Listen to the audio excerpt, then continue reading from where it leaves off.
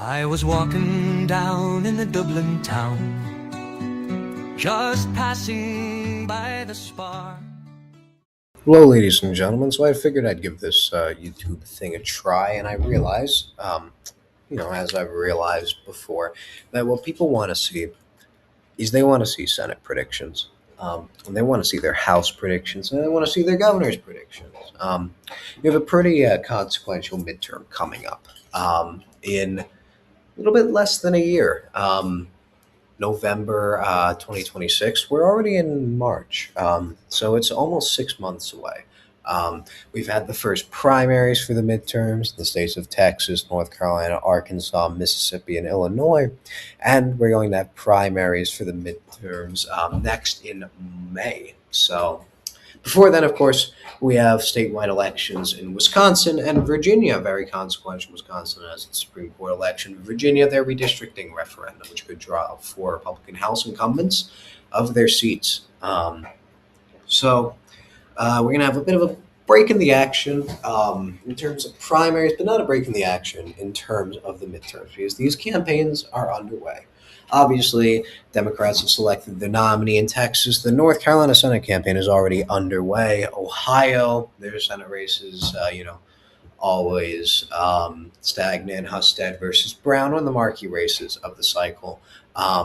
Michigan, Mike Rogers is running his campaign. Democrats still don't have their nominee, but out of the states still up left, we have the key states, one might say. North Carolina, we have both nominees decided. Alaska, virtually certain to be Sullivan and Peltola, short of one of the two dropping out for whatever reason before the filing deadline.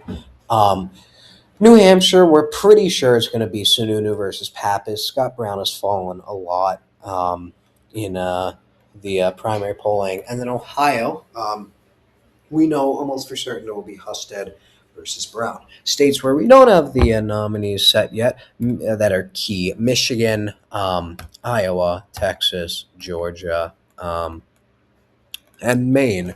So far, we don't have nominees. Michigan Democrats have a wide open primary: Abdul El Sayed versus Mallory McMorrow versus Haley Stevens. Saeed, the progressive, Stevens, the establishment, and McMorrow trying to see if there's a path for synthesis between the two. My style of speaking only works when I speak, correctly. I can't really be pretentious and all-knowing when I'm a babbling fucking retard, which is what I am. I can curse now. It's been over 7 seconds. Iowa, Democrats are still deciding on their nominee between two candidates who will do okay just by virtue of the year, and otherwise will, shit the bed. Would shit the bed in any other environment. Texas, Democrats have their nominee, James Tallarico, a state representative who evidently, based off his old tweets, was never planning on running for statewide office as a Christian moderate who loves Jesus, or loves God, who is non-binary. Quite a thing to say in an R+14 state. He will face either John Cornyn, the incumbent senator, or Ken Paxton, the incumbent attorney general, whichever one wins the primary runoff scheduled for May 26th. Georgia Democrats have their nominee, obviously incumbent Senator John Ossoff, while Republicans are deciding between two congressmen and a football coach. Mike Collins being the heavy frontrunner for that seat. As of now, he probably will win outright, though there is a chance it heads to a runoff.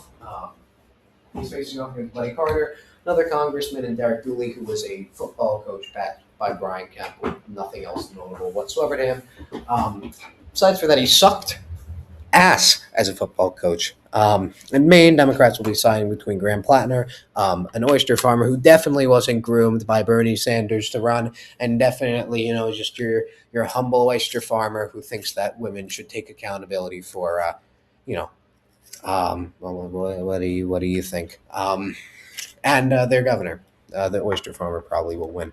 But anyways, those are what I would say are the key states. You have some outside shots. We'll get to them. Introduction, a little bit long, but I'm excited. We got Senate elections happening, so Republicans should win these states by a safe margin. I'd really have to squint to see any of these states that are safe being under a 10-point margin. I'm assuming like a D+6 year or so. That's where polling is heading towards. So far, we've had in almost every major statewide election about a 3% shift on persuasion. Virginia had about a Harris plus 12 electorate show up. Spanberger plus 15 result. I'm going off the top line. Virginia, actually, you could say that John Reed, who's much more close to the generic Republican, outperformed the top line. Good on him. But Virginia's a redder state down ballot, so that's kind of expected. New Jersey, you had about Harris plus 11 electorate show up based off exit polling. Virginia exit polling says Harris plus 9. I call bullshit because Chaz Nuttycombe calls bullshit, and he knows best. He's the Oracle of Virginia. New Jersey was about a Harris plus 11 electorate. Mikey Shaw won by 14. Tennessee, I calculated myself about. I put the bounds at Trump plus 12 to 14. And it was an R plus 9 result, so that's about a 4-point shift. You can round it 3. Wisconsin Supreme Court was about a Harris plus 7 electorate. Liberals won that by 10. So I'm pretty confident we'll see like a 3% persuasion shift, which already means you'd have like a D plus 1.5 electorate, but also propensity. I think there's a lot of Republicans who are willing to sit out this election, either protest the administration or because they don't like incumbent Republicans. This idea that people just stay home because they're stupid. It works for some, random special elections on, some off year day, like a special election in May. Yes, Republicans are going to stay home because they don't know there's a special election. But applying that to the midterms, no, I do think there will be a turnout shift. I think you'll probably see about a Harris plus 2, Harris plus 3 electorate show up, which is about a 4-point shift via propensity. But that's less because Republicans just don't know the midterms are happening, because of course they do. It's going to be like $3 billion spent in total, at least. But because Republicans want to protest the administration because they see it as ineffective, they see it as chaotic, whatever number of criticisms you want to level against Trump, some of which have been leveled by me, myself, and I. But I don't think that Republicans will just forget there's a midterm. There will be Democrats who stay home, of course. There will be some crossover, like the 3% persuasion shift. That could mean that 3% flips straight R to D, or 5% flips R to D, 2% flips D to R. It could be anything, and it's going to change based off which race. But assuming a +6 environment, I think this is very, very fair. As for safe Democrat, Oregon, Colorado, New Mexico, looks like the GOP will avoid disaster, and a candidate will make the ballot if 2,500 voters write in the same candidate for their primary. That's going to happen probably. If there's an organized campaign, could be much worse. Illinois, Juliana Stratton is the nominee here. Republicans kind of are running a nobody. I think she's like and he actually is a former chair of the state party, which the state party has, done so well since they lost an incumbent senator in 2016 and an incumbent governor in 2018. And also, like every single competitive House seat in 2018, they've been doing so well. So forgive me if I lack faith in his campaign. Minnesota, Michelle Tiofa is an okay candidate. Peggy Flanagan's going to be actually, we'll save Minnesota. We'll save Minnesota. I don't have like these planned out beforehand by any means. Virginia, after how badly the last election went, like I've heard, there's a chance that Republicans could land a good nominee for here. Miyares was being, prompted, but he's still chairing the anti-redistricting campaign. There's a chance that if he gets drawn out, then, or there's a chance any of the incumbents drawn out would run for Senate, but the large overperformer on the coast out of Virginia's first, who I am not remembering the name of for some reason. Jesus Christ. How did I forget his name? I don't know. But Republicans could land a good candidate there. Even Youngkin could jump in at the end of the day. But I don't think they'll land any of those candidates. So I think they'll lose by over 10. Delaware, New Jersey, Massachusetts, Rhode Island. And that is it. So the Senate stands at 43-43. Are there more likely Republican states? Yeah, let's get into them. Kansas is going to be likely. Kansas, I just think because of the national environment, will narrow. It's like Trump was 14 or so. Roger Marshall is this is Marshall, I think, who's up. Roger Marshall is, a bit of a controversial candidate. He's okay. Still a safe Republican state. Democrats are going to nominate a nobody. But like at the end of the day, still a safe Republican state. I see it being like an 8 point margin. Same thing with Nebraska. I think that Osborne was lightning in a bottle. I think that the reason Osborne got so close was because he shocked Fisher. He surged at the very end of the campaign, and she wasn't able to run an effective campaign against him. I think his message of opposing billionaires was actually very resonant with the Trump crowd. Um, you know, you saw him outperform in suburbia, but he also did do very well in the rural areas of the state. He outperformed generic Democrat or even Kamala Harris by a lot in some of the rural areas because he was an independent. The problem is the whole like I'm running against the billionaires. I didn't want to run for this, but I just had to because of how corrupt the establishment thing. That's a great argument once. You use it again, gets a bit tired, and Pete Ricketts is much more popular. He's got a lot more money, and he's starting his campaign early. I think that it could be closer than 2024. I don't see it being closer than 2024. I think it's going to be like an 8 point margin, but I don't really see it getting under 5 as of now. South Carolina also, Graham's not a good candidate. The state did shift a lot towards Republicans in 2024, but Graham is an underperformer. He won by like 10 in 2020, and I'm assuming this is a bluer year than 2020 because that's like what basic reality is showing. The blue wave is not. It's funny. Republicans, by Republicans, I mean the idiot right. As opposed to the retard right, we're going to call them the idiot right because they just like shut themselves off to logic. They're like, oh, if Democrats don't flip all these seats, then they can't call it a blue wave, as if that proves there won't be a blue wave.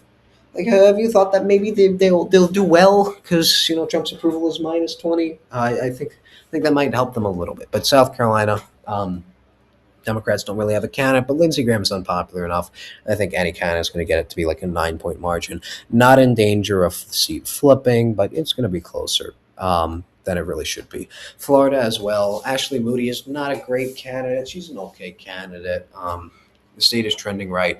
There's some pretty prominent special elections there for the state legislative races. About a week back, I'm going to very strongly discourage people from reading into those because those are state legislative special elections. I'm not making my argument from those. But Democrats have a Vin here.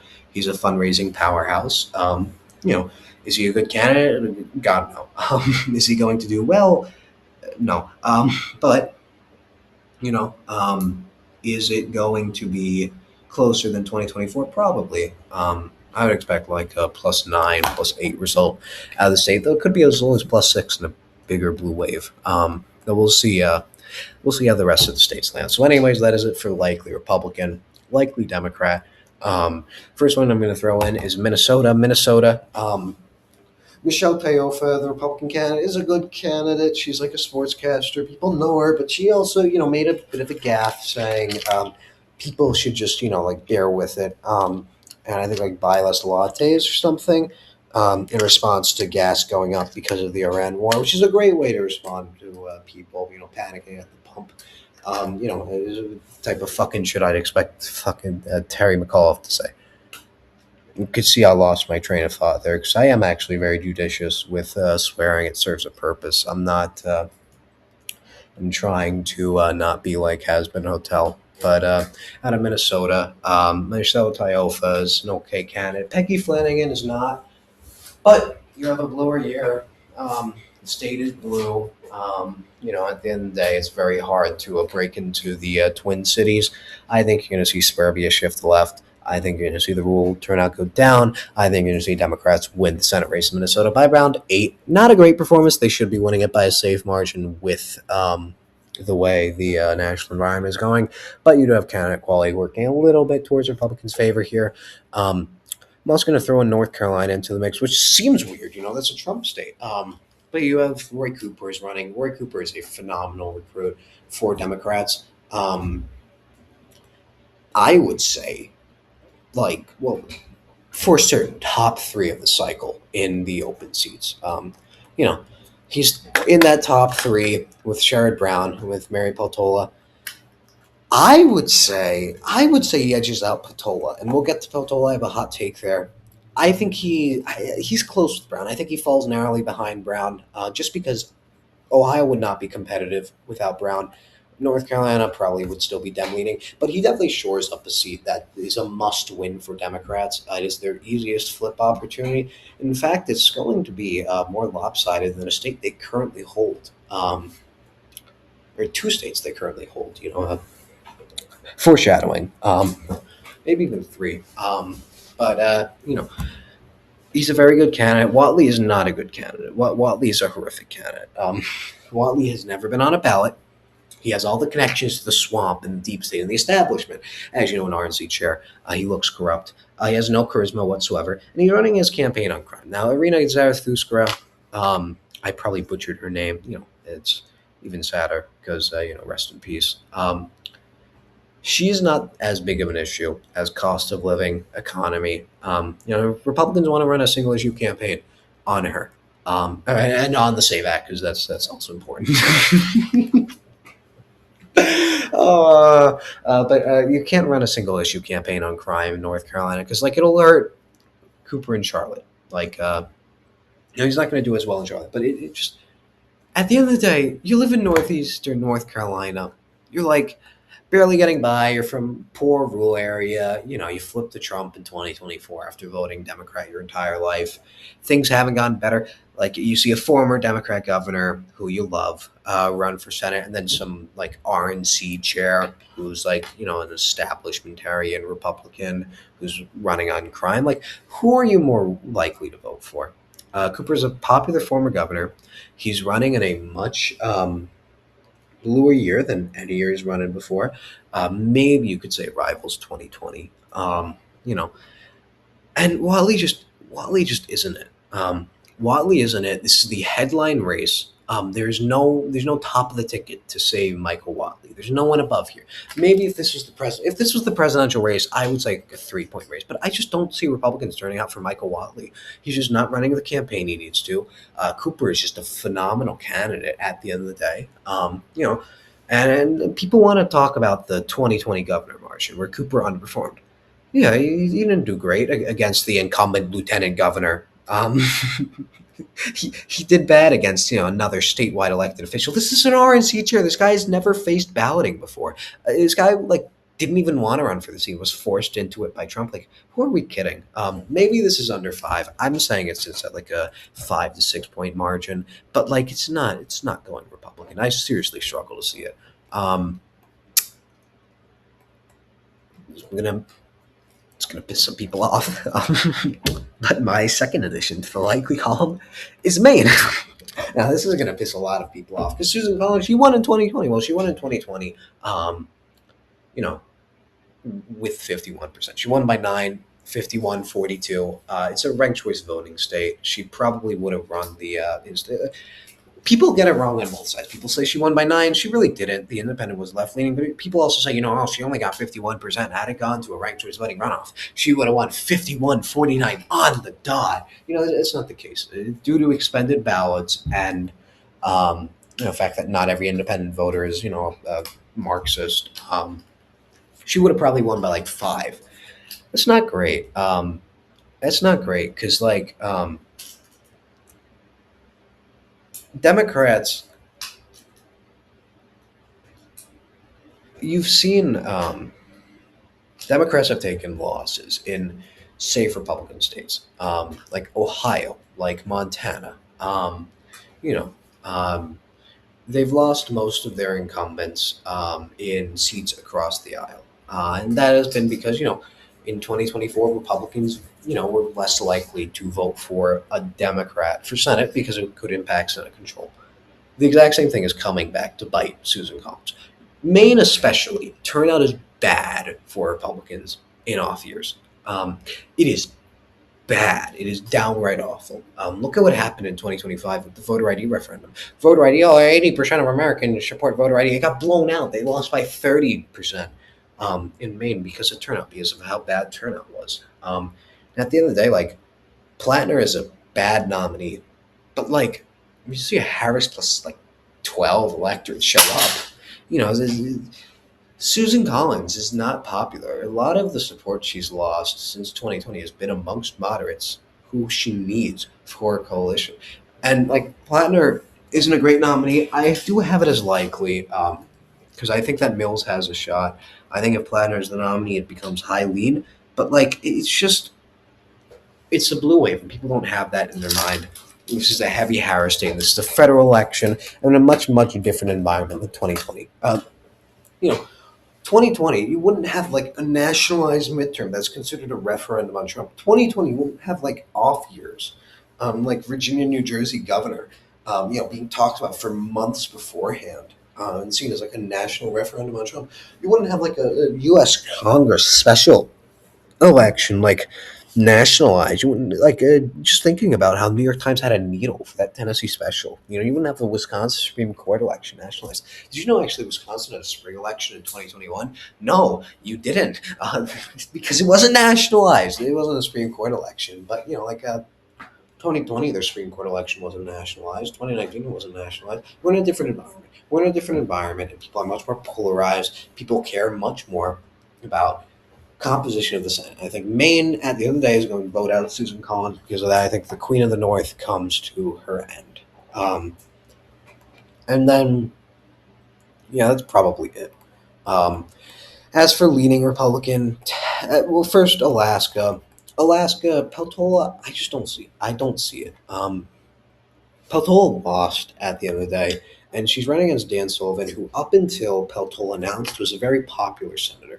And like it flipped on a dime. It flipped instantaneously from him being like plus 10 in approval to minus 15. That's unnatural. That's not how things work. And what happened is there's a massive Democrat response bias, I would wager, out of Alaska. So I think Democrats are much more energized. And, of course, they should be to some extent. They got their dream candidate. It's a bluer environment. Trump is making them mad. But at the end of the day, politics doesn't change that fast. And that's not going to last until the election because we're going to have a pretty high turnout midterm election. Like when I talk about propensity, it's like a 5-point difference nationally. Like, in the best states for Democrats, it's like a 7-point difference. In Alaska, you're going to need like a 10-point difference or something for Peltola to win. Because, like, at the end of the day, Sullivan is popular. Sullivan has overperformed Trump. Democrats tried the independent strategy that they tried in Nebraska, that they tried in Kansas in 2014, that they tried in Utah in 2022, in Alaska in 2020, and it didn't work. Sullivan outperformed Trump. There was talk about Sullivan potentially losing. Heading into 2020, he won by 13 or so. I don't see Sullivan losing. Peltola's a good candidate. She'll keep it close. She's not going to win, is my idea. Texas as well. I'm assuming Paxton wins the runoff. God help us if he doesn't. But Paxton's not a great candidate. He does have scandals. He is alienating to some suburban moderates. But like Tellerico just isn't all that. You're gonna have Greg Abbott carrying whoever the Republican nominee is, because Greg Abbott is going to outrun the Republican nominee pretty much no matter what. Tallarico is not a good candidate. He just comes off as unlikable to the vast majority of voters. Like the Christian emphasis thing is so niche. He won the primary over Jasmine Crockett, because the Democrat establishment, fucking went all in to prevent a disaster from happening. Jasmine Crockett only did well with black voters. He won that primary because she was so off-putting. Had Colin Allred gone up in that primary against him, Colin Allred would have won that primary by 15 points because he wouldn't have gotten like only 20% among white voters. Tallarico just doesn't. He's not appealing to anyone, and the whole like Christian he's going to do so well amongst evangelicals. Love your enemies thing is astroturfed as fuck. Like it's idiocy. He's an online character. And at the end of the day, Texas is a safe Republican state. Will it be closer? Yes. Is Paxton, the most electable nominee? No. Is it still important that Paxton win, for the future and soul of the GOP? Of course, it's the most important race of the cycle, in my opinion. But like, it's a joke to think that Tallarico's favored at all.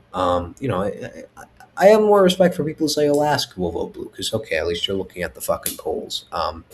At least you're thinking critically. Like Tallarico obviously never planned to run for statewide office, and as much as I don't like it, the whole like transgender issue still is an issue to a lot of Republicans. Still will get them out to vote.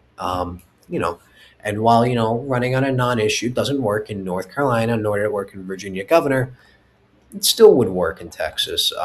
With stuff like the Save Act, I think it'll be enough. I think Paxton wins, and I think he wins by like 4 points ish. That's a mind you a double-digit underperformance, but that's larger than Cruz underperformed by the way. And that's another thing. That's another thing. For Republicans to lose Texas, you would have to underperform by like twice the margin Cruz underperformed by in 2018. Do I see it? No.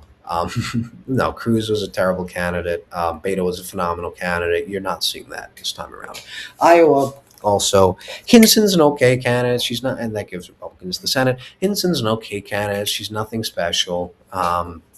Democrats don't really have great candidates, but Iowa still is prone to swing against Republicans in midterms. Propensity hurts Republicans a lot here. Like you'll probably see, like, dare I say it, a Trump plus 6 to 7. I didn't mean to say, but like something as low as a Trump plus 7 electorate or so. Show up here, and there's a lot of people upset with Trump due to the complete mismanagement of the tariffs. Due to general ideas about corruption. Democrats have an okay slate of candidates. I just don't think Hinson's a great nominee for the seat. I think it'll be less lopsided than Republicans predict, more lopsided than Democrats predict. I don't really see Democrats picking it off. I would say if they want a chance, I'd say Alaska, Texas, and Iowa are all hovering around that 4-point range, but I would say Texas or Alaska, especially Alaska, probably their majority runs through. Iowa, I would have to squint to see it. Unless we get more concrete polling out of Iowa showing that the Senate race is like very competitive. Governor's race, different story. But until that, I just don't see it. And then as for Democrats, we're going to give them 3 seats, which you can probably guess. New Hampshire, John Sununu is running a pretty good campaign. Like, I got to give the guy credit for that. He's laying everything he has on the table. He's running off the Sununu name. I think the idea that a lot of people see him as Chris Sununu is stupid because I think a lot of those same people are going to see him as Chris Sununu or Chris Sununu light when they go to the ballot box. And I think New Hampshire, if there's any state to buck the national environment like it did in 2018 by electing their Republican governor by like 9 points,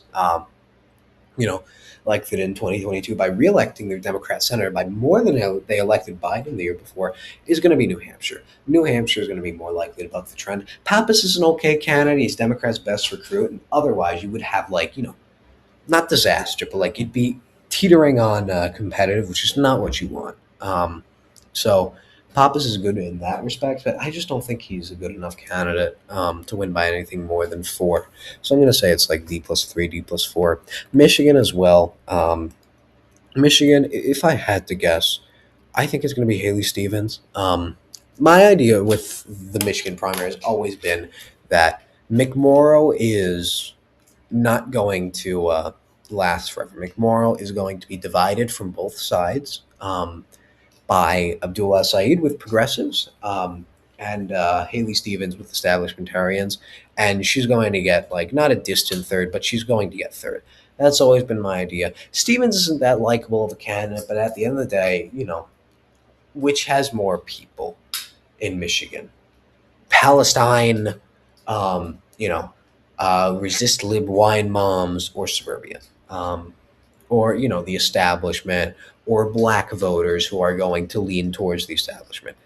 It's the latter of the 3. And I seriously doubt that, Michigan Democrats are going to get caught with their pants down and allow someone like Abdul El-Sayed to take the nomination because he would win, but he would win narrowly. So this one's bordering unlikely, but I think, because what? A 6-point swing that gets you at like D plus 4.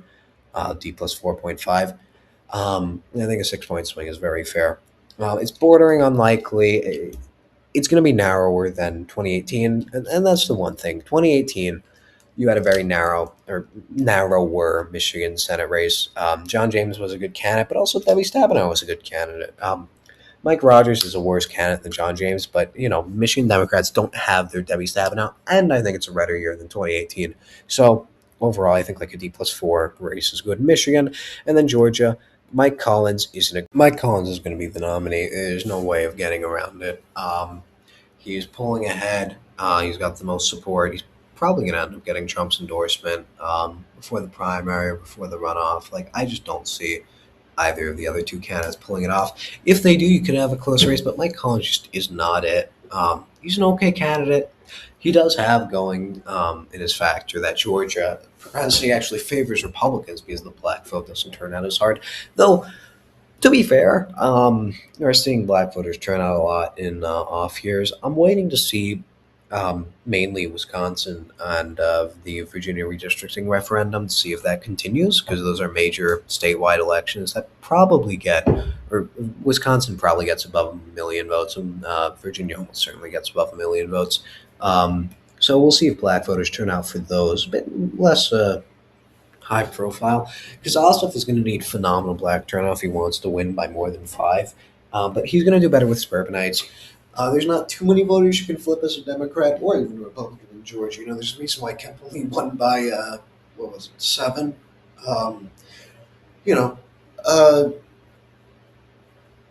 You can't swing the electorate too much to your side. And like if Walker shat the bed, I don't see Collins doing too much worse. Ossoff is a weaker candidate than Warnock. It's a more polarized year. Republicans aren't going to win the seat. It probably goes Democrat without a runoff, which, if I'm not mistaken, is the first time Democrats win a statewide election in Georgia without a runoff in a while. Like, Jesus Christ. Which, I guess the 2025 Public Service Commission elections, though those are off years, and, those were already one-on-one races. I don't think Ossoff does too well. He'll win, though. And then we have Ohio, which is my hot take. I'm going to wait to fill it out. You actually don't know if I filled it out because I was looking back at what I already recorded, and my video is lagging. I don't know why. That's not good. My bad. And the audio quality is terrible. I already know that. But, Husted is not a good candidate. Husted is, the guy who almost no one has ever, directly voted for. They've either, voted all Republican. I don't even think the lieutenant governor is elected independently in Ohio. If it is, people just pulled the lever for every Republican on the ballot. He's not the worst person you could put up. If this was Ramaswamy, it would be lean D. And we'll see how Ramaswamy goes for governor.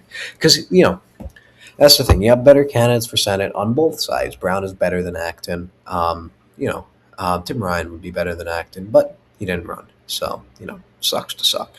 But Brown is still a great candidate. What gives me the inkling, the canary in the coal mine is, once again, propensity, which is something I'll be talking about a lot because elections are actually pretty predictive after you see that. Brown lost by like 3.5. You're almost certain to see an electorate that voted for Sherrod Brown in 2024 show up. And yes, Bernie Moreno wasn't the best candidate, but he was the best to appeal to the working class. He won Mahoning County. He won Northeastern Ohio. He really didn't lag that far behind Trump in Northeastern Ohio. In fact, it was suburbia where he underperformed the most off of Trump's margin. Sherrod Brown took a wildly different coalition in 2024. Had he won, it would have been a completely different coalition than 2018. He would have flipped counties off of 2018. He would have had to flip Delaware County off of 2018, which is insane that it wasn't just like receding past 2018. But he gave up all that working class appeal. Or more accurately, Bernie Moreno took it. I think he's going to get it back. I think that Sherrod Brown's going to claw back a lot of the support that Moreno was taking in Northeastern Ohio. I think that overall Husted is a better candidate than Moreno, and Brown isn't an incumbent, but it's a bluer year. People are much more likely to vote Democrat. Swing voters are much more likely to vote Democrat. Working class voters are much more likely to vote Democrat than they were in 2024. Even if that's marginal, like a 3% persuasion shift, it's going to be pretty hard because losing incumbency and running against a better candidate is bad, but now Sherrod Brown has the headwinds on his side, and an electorate that voted for him is likely to show up. I'm going to put it as Democrat. I think it goes Democrat very slightly, and I think it could go Republican. Polling shows, it would go Republican because polling is very narrowly Democrat. Polling underestimates Ohio Republicans. This is one we're going to be talking about for the entire cycle. But I think that Sherrod Brown narrowly wins and, of course, loses in 2028. But that's a story for another time. So the Senate goes back to 50-50. Fun. Bad 2021 vibes. Am I right? But this will derail a lot of Trump's appointees, a lot of his agenda, if he had any. Trump has said his entire agenda is good. Well, his entire agenda was complete. He passed everything he wanted to in the one bill he passed. But then the SAVE Act came, and the SAVE Act is the most important piece of legislation to ever hit the Senate floor, because it's a non-issue, because our elections aren't rigged. I'm sounding like a resist lib. I promise you, I'm not. I am far to the right of every single person who will watch this, but I'm just. And now he wants to repeal Obamacare, so that'll go over well. Have 200 subscribers, and I'll do a prediction of what happens if you cut healthcare. Like a neocon, how much people love that. But anyways, we're going to be moving on to House gubernatorial later. Of course, if you know me from other work, I'm a bit of a yapper, and I give in-depth explanations into each of these races. Like, I don't have much to say about them, besides what I've said. I don't want to speed through them, because I do think there's intricacies to each one, and I think I like to be controversial. This is a controversial map. I don't think people agree with it. My idea is I lay out my reasoning so that people who skip to the end, well, we're gonna play a prank on them. We're gonna play a prank on the people who skip to the end. You know, go back 5 seconds if you want to see my actual prediction. We're gonna play a prank on the people who skip to the end. Because if you're skipping to the end, you're not doing this for an intellectual reason. You just wanna see a map, and you want to make the map make you feel happy. So for the people skipping to the end, you get this map. But people a lot of times want to skip to the end, get like the rush of a prediction without understanding why. And I think that you can skip through. I might try doing chapters for my explanation for each race, and you can also say if the audio quality is terrible. I will try to fix that. I swear to God. I'm using an AirPod right now because I am homeless, because I am broke. I am broke. College has sucked the joy out of my life and the money out of my pocket. So I swear to God, it's not usually like this. But I figured I'd give my thoughts. But yeah, I'm going to transition into doing a fake outro for people who skip to the end of the video. But anyways, thank you for watching. Bye. So anyways, we see that, due to how popular of a president Trump is, the fact that the American majority is standing by him, the silent majority that delivered him his win in 2016, his win in 2024, and his landslide win in 2020 when you discount the fraud. I think that now that elections are going to be secure once the Senate abolishes the filibuster, antiquated provision. No Republican has ever, said that they support the filibuster, and only rhinos would oppose the filibuster. I think you're going to see the SAVE Act pass, and I think with no fraud, the American people love Donald Trump. And with no fraud, like you saw in the Florida State House special election, don't think I didn't see it. You're going to see Republicans win big. Thank you for watching. Make America great again. Bye.